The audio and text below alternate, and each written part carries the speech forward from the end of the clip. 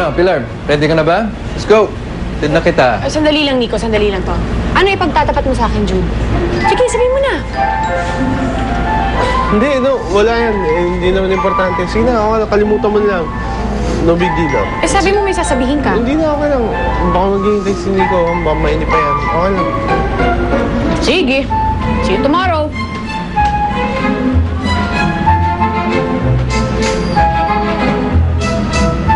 Oh, dito kayo. Uy, balik kayo dito. Linisin ito. Dumi-dumi, oh.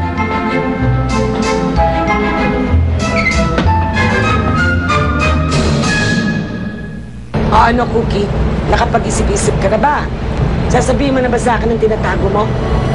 Pero Auntie Yvonne, hindi ko po alam yung sinasabi nyo. Wala naman po talaga ang tinatagong sikreto eh. Talagang nagmamatigas ka. Sige, kung hindi mo sasabihin sa akin, wala kang hapunan o inumin. Pero Auntie Yvonne, maawa naman po kayo sa akin. Basta, hanggat hindi mo pinagtatapat sa akin ang sikreto mo, hindi ka kakaya. That's the price you pay for playing games with me.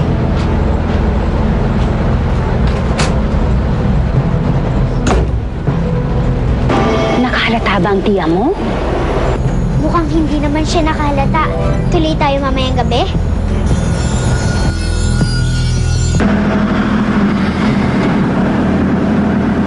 Hindi. Hindi na ako dapat matakot.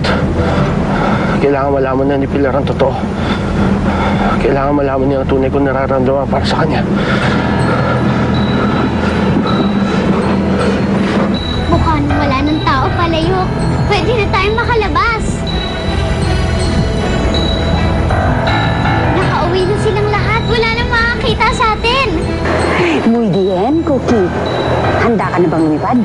Dadalhin na kita dun sa mga taong nagmamahal sa'yo.